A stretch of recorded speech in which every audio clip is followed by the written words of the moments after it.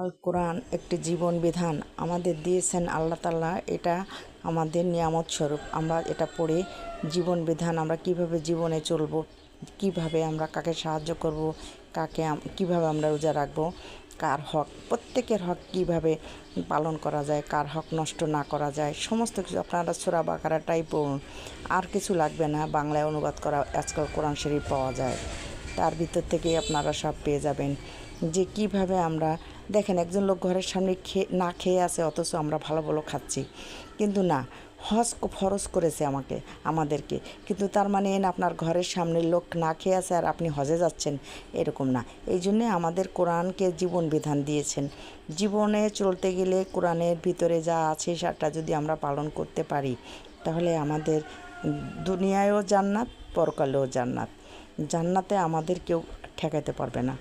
আমাদের আসুন কোরআন পড়ি, কোরআন তেলাওয়াত করি, কোরআনকে আমরা মর্যাদা দিই। কোরআন আমাদের একমাত্র অবলম্বন।